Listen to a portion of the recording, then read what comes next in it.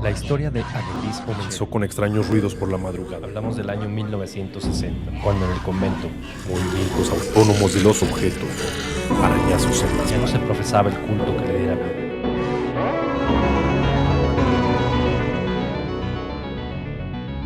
Hablemos de terror.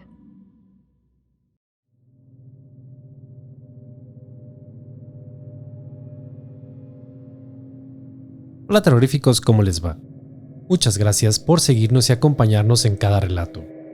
Sean bienvenidos a este espacio donde tratamos de desconectarnos de la rutina diaria y disfrutar de un relato de terror. Los invito a que se preparen su bebida favorita, se relajen e imaginen que son parte del relato. No olviden que pueden escucharnos en todas las plataformas de podcast y en YouTube. Como siempre, el uso de audífonos es sugerido. Volumen arriba, apagar la luz y disfrutar. Esto es, Hablemos de Terror. Bienvenidos.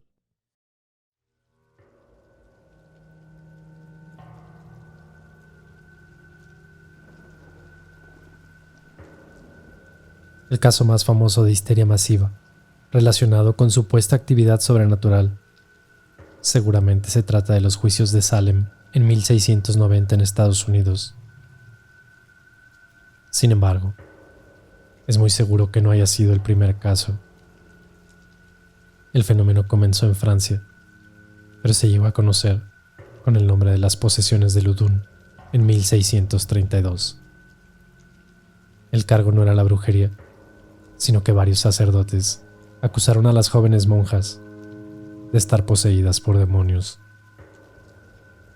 En Loudun se podría decir que todo empezó en 1617, con la llegada del sacerdote Urbain Grandier, quien iba a hacerse cargo de la parroquia de Saint-Pierre-du-Marche. Grandier había nacido en 1590, en un religioso singular, de buena familia, educación superior con los jesuitas y un gran atractivo físico. Esto contrastaba con la achacosa presencia de su nonagenario predecesor, y tenía una preparación intelectual que le llevó, entre otras cosas, a escribir un estudio contra el celibato clerical, por considerarlo un mero formulismo impuesto e imposible de cumplir. Quizá no era el mejor momento para escribir algo así, con la Iglesia reformada por los dictados del Concilio de Trento, que más o menos habían puesto fin a los hasta entonces habituales escándalos de los papas. Obviamente Grandier no lo publicó, pero sí lo puso en práctica.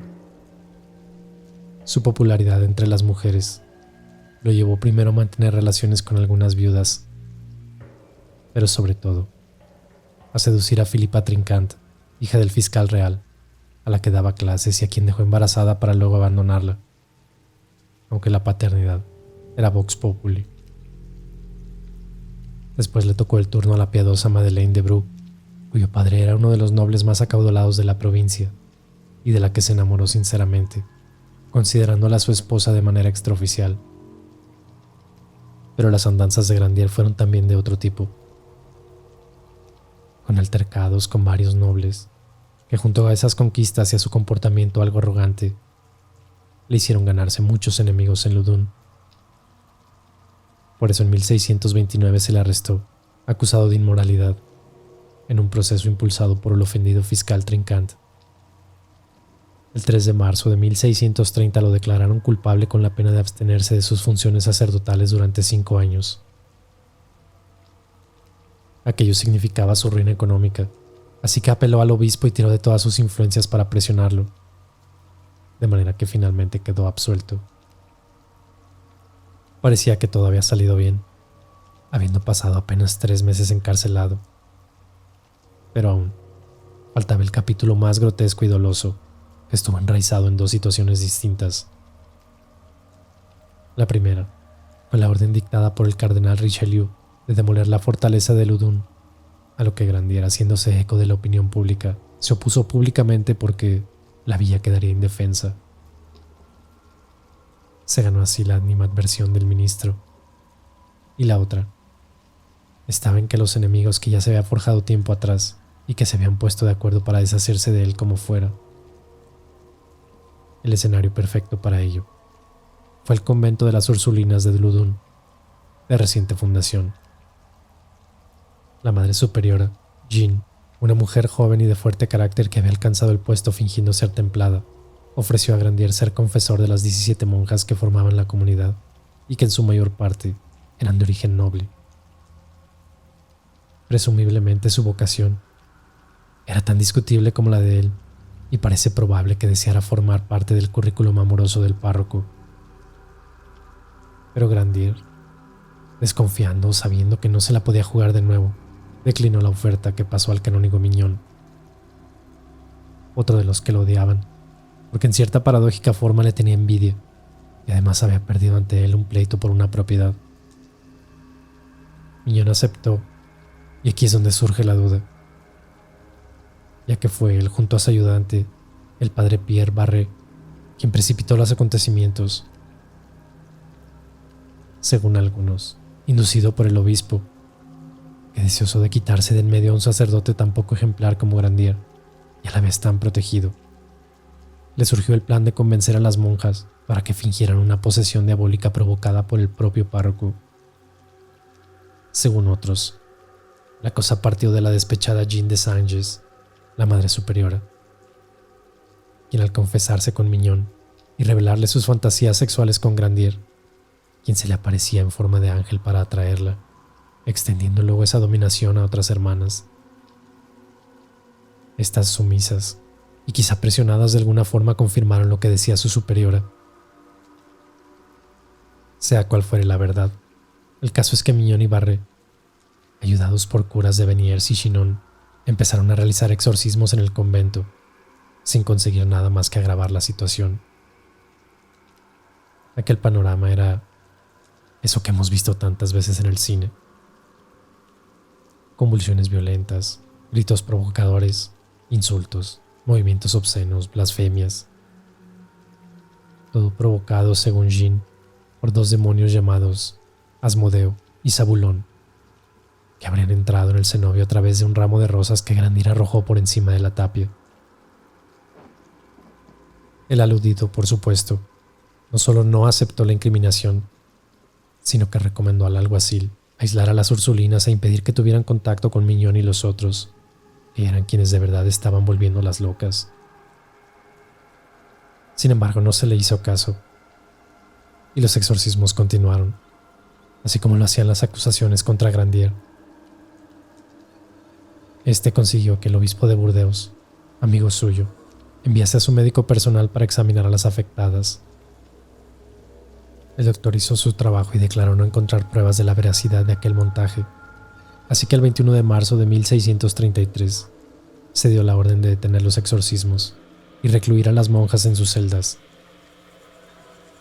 Grandier volvía a ganar, para desesperación de sus enemigos, que finalmente echaron el resto y acudieron a su última esperanza, el cardenal Richelieu. Fue un pariente de la madre superiora y era favorito del cardenal, quien, acompañado de un monje capuchino llamado Tranquil, se presentó ante el protector para informarle de los extraordinarios sucesos de Ludun y la implicación de Grandier. Si alguna duda tenía Richelieu, que aún recordaba el desaire sobre la fortaleza, quedó extinguida cuando le mostraron un pasquín satírico contra él que había escrito el párroco. Además, el ministro de Luis XIII tenía una motivación extra porque una de las monjas de Ludun, la hermana Claire, era de su familia, así que formó una comisión real que debía desplazarse hasta ahí, investigar el caso y arrestar a Grandier por hechicería.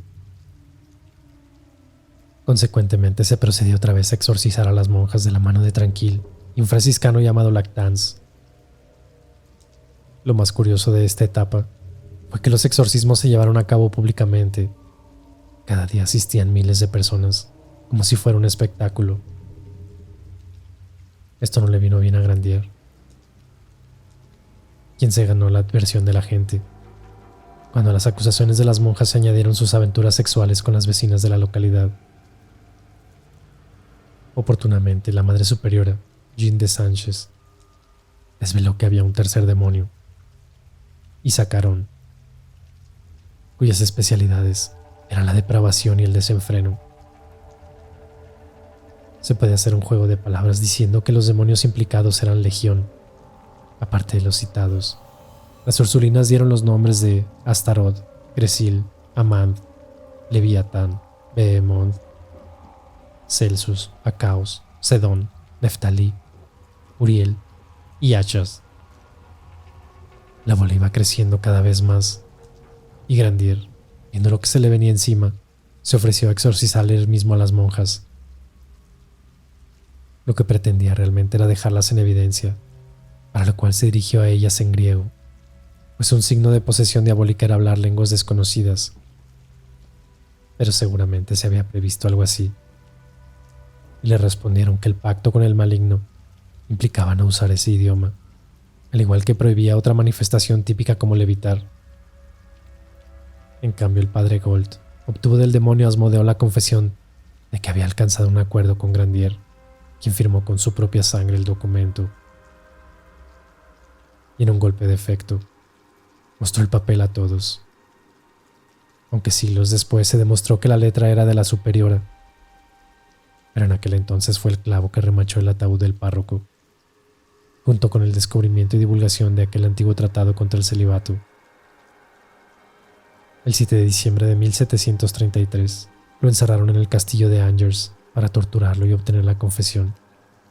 Le afeitaron el cuerpo en busca de marcas diabólicas y se anunció su hallazgo, acallando las protestas del médico y del boticario, que aseguraban que no habían visto nada.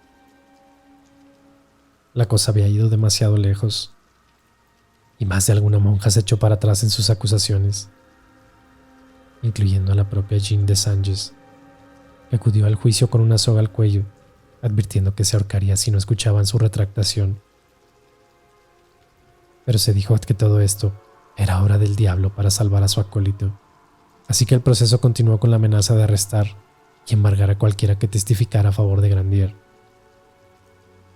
De esta forma hubo 72 testimonios en contra del acusado, sin nadie que lo defendiera. El juicio se celebró en Loudun en vez de París, contraveniendo la legislación a lo largo de un año. 18 de agosto de 1634. La sentencia es dictada. Culpable de todos los cargos. Grandier sería quemado en la hoguera y todos sus bienes confiscados. Antes de esto, se le sometió al tormento de la bota, en el que se introducían las piernas entre tablas y éstas se iban apretando progresivamente mediante la introducción a golpe de mazo, de cuñas de madera hasta romper los huesos. Las piernas de Grandier quedaron trituradas, porque le aplicaron 18 cuñas, pero resistió tenazmente sin confesar. Ya en la pira, a donde hubo que llevarlo en brazos porque no podía caminar, le impidieron también hacer una última declaración pública, arrojándole agua bendita cuando abría la boca o golpeándolo con un crucifijo. Tampoco se cumplió el estrangulamiento previo previsto. Se prendió fuego a la leña antes de tiempo y ya no se pudo apagar.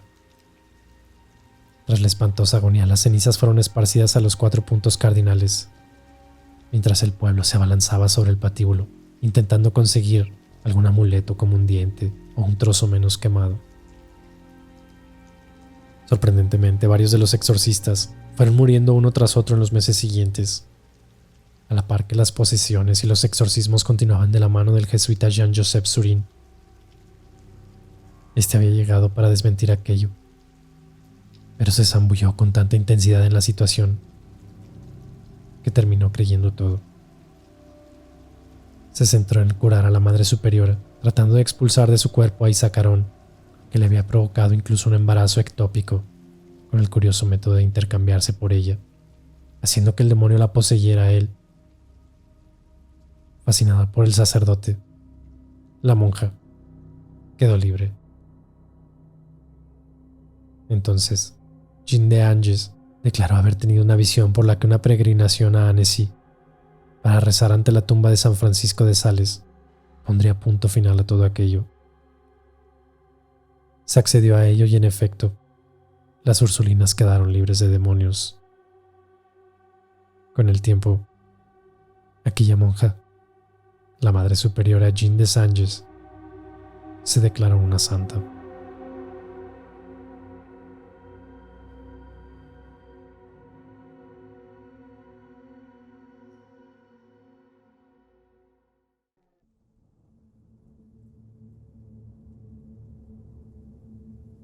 ¿Hay algo malo con la calle donde vivo? No me lo tomen a mal. Vivo tranquilo desde hace cerca de 30 años en mi casa. Pero ciertas ocasiones han ocurrido eventos extraños que pudieran decirse algo inexplicables. Fueron hechos aislados y no recurrentes, por lo que nunca los asocié con algo en particular. Aunque lo último que me sucedió sí que se relaciona con los orígenes de mi ciudad y sobre todo de la colonia donde vivo. En casa solo vivo con mi hijo menor y hace unas semanas hubo una semana en particular que los dos experimentamos por separado eventos que en verdad me pusieron los pelos de punta. Todo comenzó con aquellos pasos, pero no eran pasos de una persona. Era algo noche, pasadas las 12 seguramente, cuando en la calle comencé a escuchar el relinchar de un caballo. Se escuchó a la distancia como si viniera al principio de la calle. Luego aquel galopar tranquilo, como si aquel caballo caminara tranquilo por la misma. Obviamente, era algo muy raro ya que por mi casa no hay ningún rancho o vecino que cuide de este tipo de animales. En un principio, cual raro que me parecía, decidí hacer caso omiso de la situación. Minutos más tarde, aquellos relinchidos fueron difíciles de omitir. Se escuchaba como si fueran en la calle, pero al pie de mi casa. Imaginé que a alguien se le había hecho gracioso salir a pasear en caballo por las calles, quizá tomándose unas cervezas, así que me quedé en cama e intenté conciliar el sueño. La mañana siguiente, como todas las mañanas, después de ducharme me disponía a rezar en mi estudio un poco, cuando de la nada, mi Biblia que tengo en mi escritorio salió lanzada hasta el suelo. Soy una persona algo miedosa, por lo que salí volando de la oficina sin siquiera recoger aquella Biblia. Al principio no relacioné el hecho con aquel caballo de la noche anterior y simplemente seguí con mi día normalmente, aunque no olvidé aquel evento. A la hora de la cena, me senté con mi hijo a tomar algo ligero para ir a la cama cuando lanzó aquella pregunta. Oye, pa, ¿escuchaste anoche un caballo en la puerta de la casa? Al menos no estaba loco. Mi hijo también había escuchado aquel caballo. Le comenté que probablemente alguien pasado de copa se le había hecho gracioso salir a pasear en caballo durante la noche. Y con eso, dimos el tema por concluido. Cada uno se fue a su habitación y me propuse descansar tranquilamente, y así lo fue por un momento. Pasada la medianoche, nuevamente aquellos pasos de un caballo se escuchaban por la calle. Creo que era un lunes, así que decir que aquella persona de la noche anterior siguiera de fiesta y paseando a caballo no era imposible, pero era poco probable. Todo se repetía de la misma manera. Unos relinchidos a lo lejos, luego un galope leve, como en forma de caminata, y de nuevo se paraba en la puerta de mi casa para relinchar y resoplar como en mi entrada. Mi habitación no da hacia la calle, y para asomarme debía entrar a la habitación de mi hija que en paz descansa desde hace varios años. Su habitación sí que tiene no solo ventana a la calle, también tiene un pequeño balcón que nos permite ver por completo toda la calle de arriba abajo. No me gustaba mucho entrar a su recámara, pero decidí hacerlo para ver quién era el imprudente que cabalgaba a medianoche por la calle, y así fue. Con las luces apagadas para no avisar de mi presencia avancé hasta aquella puerta, la cual no había abierto en algo de tiempo. Solo entrar en aquella habitación me hacía recordar las extrañas circunstancias del fallecimiento de mi hija mayor. Fue como regresar el tiempo y volver a recordar a aquella extraña mujer que le envenenó la cabeza a mi esposa y a mi hija, enrollándolas en temas de ocultismo y esoterismo, que derivó en aquella enfermedad, la cual me la arrebató. Muchos me dijeron que le habían hecho brujería, pero yo no creía en nada de esas cosas. Aunque los eventos que ocurrieron esos días terminaron relacionando muchas cosas, pero bueno. Avancé por su habitación hasta llegar a la ventana lentamente y recorrí las cortinas para pasar inadvertido, y así me asomé a la calle. No había nadie. Aquel caballo seguía resoplando y relinchando, pero desde la ventana no alcanzaba a ver por completo, así que decidí salir al balcón. Lo hice con precaución y sin hacer mucho ruido. Lentamente giré la manija de la puerta y recorrí la misma un poco, solo para que me permitiera salir para llevarme tremenda sorpresa. No había nada, ni nadie. Desde el balcón podía ver toda la calle e incluso la puerta de la entrada a casa, pero simplemente no había nadie. Fueron solo unos segundos los que me paré en ese pequeño balcón antes de que se escuchara nuevamente aquel resople, un relinchido y el andar del caballo, dirigiéndose calle abajo. Yo frecuentemente me tomo mis cervecitas y podría haberlo imaginado, pero por mi nombre que ese día no me había tomado nada. Yo estuve ahí parado en el balcón mientras escuchaba aquel caballo avanzar por la calle, pero no había nada.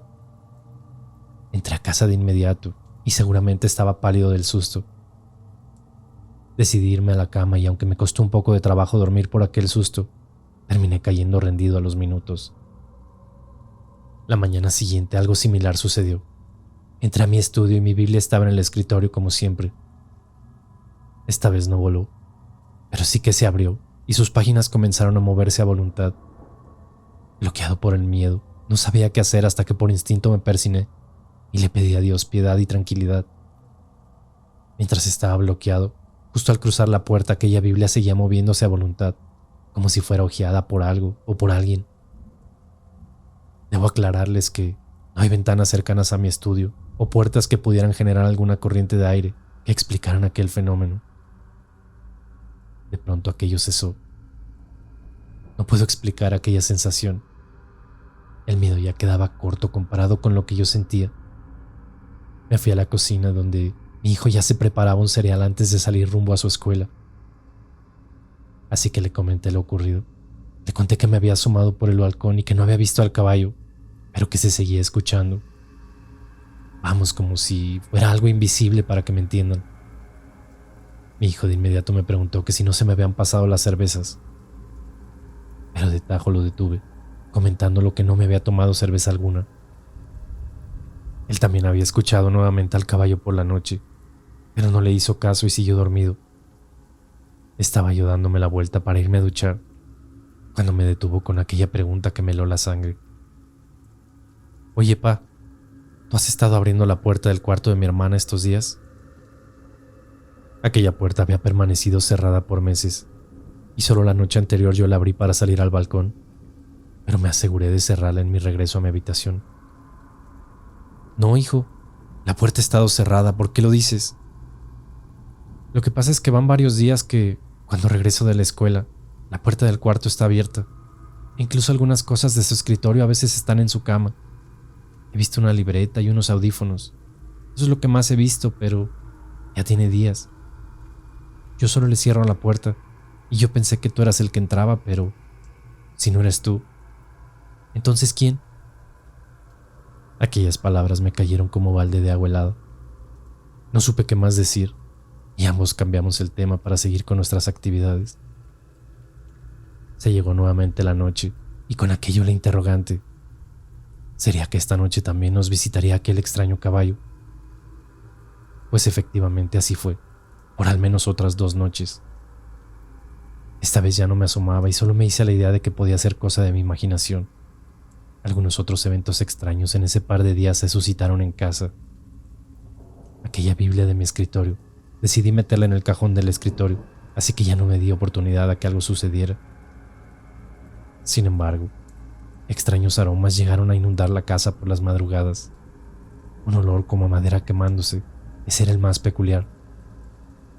Algunas sombras, y la puerta de aquella habitación de mi hija la encontré abierta en al menos un par de ocasiones. No puedo decir que me estaba acostumbrando, pero la verdad es que en cierta forma sí. Ya no me daba aquel miedo por la noche, y menos durante el día. Pero aquella tercera noche, las cosas fueron un poquito distintas. Como de costumbre, pasada la medianoche, aunque esta vez era más tarde, estimo que serían aproximadamente las 2:30 de la mañana, cuando mi sueño se interrumpió por aquel aroma a madera quemada y el relinchido de aquel caballo. Decidí levantarme y salir al balcón nuevamente para ver si podía ver de qué se trataba. Caminé a aquel oscuro pasillo que conducía a la habitación de mi hija. No llevaba alguna luz que iluminara el pasillo, pero conforme me acerqué a la puerta, noté aquel extraño haz de luz que salía por debajo de la misma, en aquella habitación. Lentamente me acerqué hasta la puerta que permanecía cerrada, pero noté que aquel aroma a madera quemada se incrementaba, Cuando por fin abrí la puerta de la habitación, noté un par de cosas. La primera es que la luz estaba encendida, algo que en cierta forma no me pareció tan extraño, ya que de una u otra manera, tal vez mi hijo había entrado por algo y la olvidó encendida. Sin embargo, aquel aroma a quemado provenía de esta habitación. Miré en todas direcciones para tratar de identificar la fuente de aquel aroma, pero era inútil. Nada extraño sugería que proveniera de ese lugar. Mientras estaba en la habitación, aquel sonido del caballo en la calle no cesaba, así que decidí apagar la luz y salir al balcón nuevamente para intentar observar de dónde provenía aquel sonido. Esta ocasión fue distinta. Ahora sí que pude ver aquel caballo, parado a la mitad de la calle, apropiándose de la misma. Se mostraba erguido sin hacer movimientos bruscos. Permanecía quieto, resoplando y relinchando un poco. Era un caballo negro, esos que les dicen prieto azabache. Su pelaje se notaba brilloso, pulcro y acomodado.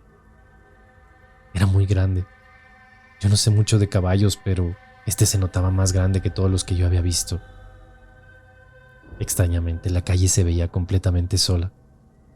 Sé que era de madrugada, pero una extraña sensación de que la calle se sentía más vacía que de costumbre. Mientras estaba yo de pie en el balcón, observándolo, de pronto aquel majestuoso animal levantó la cabeza dejándome ver aquello que me enchinó la piel. Sus ojos, aquellos ojos rojizos, pero sin tanto brillo, me clavaron la mirada. Aquello me asustó, por lo que volteé la mirada por un instante, para que al momento de regresarla, aquel animal había desaparecido. ¿Habría sido todo producto de mi imaginación? No lo creo. Si bien aquel caballo se había perdido de mi vista, su sonido no lo había hecho. Todavía escuchaba su andar calle abajo, por lo menos un par de minutos. ¿Cómo era esto posible? No lo sé. Pero estoy seguro de que podría jurarles que escuché a aquel caballo andar por la noche, aunque no veía nada. Días después, una historia llegó a mis oídos, y tal vez con ello algo de entendimiento, algo que me haría comprender que tenía que ver mi hija en todo esto. Habían pasado unos cuantos días desde mi encuentro con aquel caballo que desapareció en un instante, en medio de la noche. Por las noches no puedo negar que en ocasiones escuchaba el sonido de aquel animal, pero con el último encuentro me fue más que suficiente para evitar salir a aquel balcón. El miedo que había sentido me hizo tomar un pequeño té de hierbas relajantes para pasar noches más tranquilas inclusive ya estaba comenzando a olvidar todo aquello sucedido. Hace años que no tengo auto y mejor utilizo el transporte público, y cuando así lo requiere, me subo a un taxi. Y así fue como conocí la historia que estoy por compartirles. Recuerdo que la tarde era algo lluviosa y me encontraba en el centro de mi ciudad. Como no deseaba caminar entre la lluvia, tomé un taxi. Confieso que nunca me he sentido muy cómodo con ir sentado en el asiento trasero, por lo que abordé por la puerta del copiloto, donde el conductor me recibió con una amable sonrisa, argumentándome que pocas personas gustan de sentarse al frente y que en su mayoría ni siquiera saludan o dan pie a conversación. Solo indican su destino y pierden la mirada dentro de su teléfono o de algún libro mientras llegan al mismo. No es mi caso. Por lo general yo siempre tengo algo que platicar, y cuando el conductor da pie a una cómoda conversación, pues adelante. Buenas tardes. ¿A dónde lo voy a llevar, patrón? Voy a la calle Mártires de la Plaza. La colonia es la misma. Si gusta puede seguirse por toda la avenida y llegamos más rápido. Sí, ya sé dónde me dice. En esa calle hay o había un árbol con mucha historia, pero hace mucho tiempo que no paso por ahí. Si aquel conductor se refería a aquel antiguo eucalipto que está frente a mi casa, tal vez había escuchado algo de su historia, pero nunca puse mucha atención a chismes de barrio y a leyendas antiguas para asustar a los niños. Por seguir la conversación le pregunté al conductor cuál era la historia de aquel árbol que él mencionaba, ya que frente a mi casa precisamente se encontraba un árbol al cual muchas leyendas referían. En ese momento, el chofer me contó aquella inquietante historia. Mire, A un lado de esa colonia existe otra colonia que se llama La Quemada. No sé si la conozca. Sí, claro, sí la conozco. ¿Pero eso qué tiene que ver con la historia del árbol?, le pregunté. Espéreme, a eso voy. Pues se dice que hace muchos años, en esos terrenos donde ahora está esa colonia, era un rancho muy grande. Eso pues ni siquiera estaba dentro de la ciudad, para que me entienda. En ese rancho pues había de todo: ganado, algo de maíz y según hasta un huerto de duraznos. Yo no sé qué tanto había, pero el chiste es que estaba muy grande aquel rancho. Y pues tenía bastante gente que le ayudaba al dueño. El dueño era un muchacho que al parecer heredó las tierras de sus padres, los cuales habían regresado a España o algo así. Al muchacho lo habían emparejado con una mujer muy guapa, y pues se habían casado muy jóvenes. La mujer gustaba mucho de andar a caballo todos los días por el rancho, y así conocía a todas las personas que trabajaban en el mismo. Dicen que ella era muy amable, y siempre se bajaba de su caballo para platicar con la gente que trabajaba ahí. Y en ocasiones, pues compartir un vaso con agua o algún pan que le ofrecieran. Eso le molestaba mucho al esposo, quien además de ser malhumorado era muy celoso. Siempre pensaba que aquellos paseos no eran dignos de la mujer de la casa y que debía comportarse como tal y quedarse en ella. Aquella chica nunca le hizo mucho caso y disfrutaba de salirse todas las mañanas, y en el tiempo de calor lo hacía inclusive por las noches para dar un paseo refrescante, como ella lo llamaba. Una de las empleadas de la casa, quien secretamente estaba enamorada del patrón, se encargaba de envenenarle el oído a don Fermín, como se llamaba aquel joven. Era tanta la insistencia de la empleada que los celos de Fermín comenzaron a incrementarse día con día. Con el paso del tiempo, este decidió que acompañaría a su esposa en aquellos paseos a caballo, solo por no dejarla ir sola. En uno de esos paseos, Fermín notó cómo uno de sus empleados miraba a su esposa con una sonrisa imborrable, misma que era respondida por Clara. Los celos no se hicieron esperar, así que de inmediato pues dio por terminado el paseo, haciéndola regresar para iniciar una infundada discusión en casa. Él alegaba que su esposa algo tenía que ver con aquel joven, el mismo que le ayudaba en el rancho, así que le prohibió que saliera sola a esos paseos en caballo, que a ella tanto le encantaban. Para ese momento ya habíamos llegado a la calle donde yo vivo. La historia estaba tan interesante que le pedí al conductor que se detuviera para comprar un par de refrescos en la tienda y así me siguiera contando la historia. Ok, déjeme le sigo contando. Pues según dicen que Clara no quiso hacer caso a su esposo y, cansada de tantos celos infundados, decidió darle una lección. Ella comenzó a salirse por las noches, pasada la medianoche, a pasear en caballo, solo para hacer enojar al esposo y hacerle ver que ella no iba a ser su esclava dentro de su propia casa. Al principio, Fermín, quien por las noches llegaba cansado y en ocasiones tomaba un par de copas para descansar propiamente como él decía, no notaba la ausencia de la esposa. Pero una noche, mientras se levantó, después de la medianoche, notó que la mujer no estaba en la casa. Así que se esperó despierto hasta que ella regresó, y al parecer la golpeó hasta el cansancio, porque se sentía traicionado. Pasaron varios días para que la señora Clara se recuperara de aquella golpiza recibida sin razón alguna, y mientras ella se encontraba en su habitación, recuperándose, pensó en una forma de vengarse de su esposo por aquellos golpes recibidos. Y fue así como una mañana salió temprano en su caballo para encontrarse con aquel joven con quien intercambiaba sonrisas y le platicó su plan. Por la noche ella se saldría en su caballo y se encontraría con el joven para que pasearan por el rancho, con la intención de que su esposo la siguiera y los viera juntos. En su mente, lo único que ella quería demostrarle a su esposo es que no había nada entre el joven y ella, que solo eran amigos. Pero su plan no salió como ella lo esperaba. Así pues llegó la noche, y Clara tomó las riendas de su caballo y salió rumbo a su encuentro con aquel muchacho. Como era de suponerse, don Fermín la siguió, a la distancia, procurando no ser visto. Al llegar al punto donde se habían quedado de ver Clara y aquel joven, don Fermín llegó a toda velocidad, lanzando toda clase de insultos a su esposa y al joven que la esperaba. Cuando éste descendió de su caballo, Clara le explicó que todo era un plan para que dejara de ser un celoso empedernido. Le explicó que aquel muchacho ni siquiera gustaba de las mujeres, y entre ellos no había nada más que una simple amistad. En ese momento, y cegado por la rabia y los celos, don Fermín sacó un arma. Mientras molesto juraba que de él nadie se burlaría, así que los mataría a los dos, alegando que el muchacho quiso matar a su mujer y él tuvo que defenderla, pero que había llegado demasiado tarde.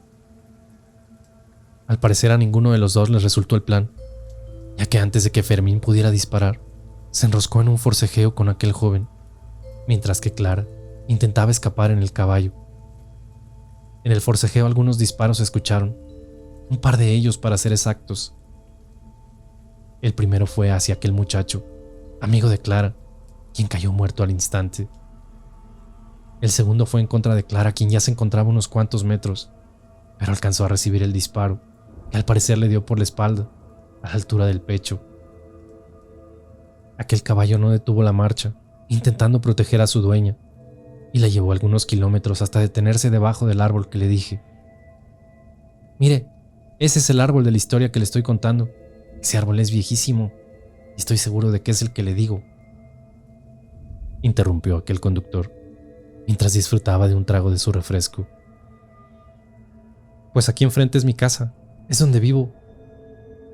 Ah, pues ya lo dejo, patrón, que ya me entretuve mucho en la plática. No me iba a quedar sin saber más, así que le insistí en que terminara de contarme la historia y que yo le pagaba como si fuera un viaje doble. El conductor me sonrió nuevamente y prosiguió con su relato. Ay, jefe, ya se quedó picado. Déjeme pues le termino de contar. Pues resulta que al llegar el caballo a aquel árbol, comenzó a relinchar hasta que, de una pequeña casita que estaba muy cerca, salió una mujer para ver lo que sucedía. Y no se imagina quién era aquella mujer, pues era la misma que quería con el patrón, así que imagínese lo que pasó. Cuenta la historia que, al ver a la esposa de don Fermín, en vez de ayudarla, aprovechó aquel momento, mientras Clara estaba moribunda, para despojarla de las pocas joyas que traía consigo. Como si esto no fuera suficiente, también le amarró una cuerda por el cuello y la pasó por una rama del árbol. Luego golpeó al caballo, quien salió corriendo, haciendo que la pobre Clara muriera del balazo y además estrangulada. Aquel caballo negro azabache, de un enorme tamaño, regresó todas las noches hasta aquel árbol, relinchando, esperando que en algún momento Clara se apareciera. Cuando los empleados del rancho se enteraron del asesinato de aquel joven y de la muerte de doña Clara, no pudieron esconder su descontento en contra de don Fermín, que lejos de ocultarlo, se jactaba de lo que había hecho.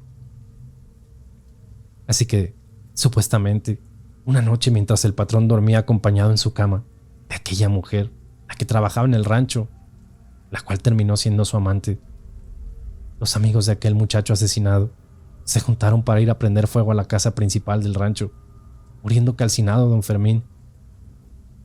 Mientras el fuego ardía, de la casa salió desnuda y envuelta en llamas aquella mujer, a quien todos trataron de traicionera y no le ayudaron, permitiendo que de igual manera muriera a causa de las quemaduras en su cuerpo.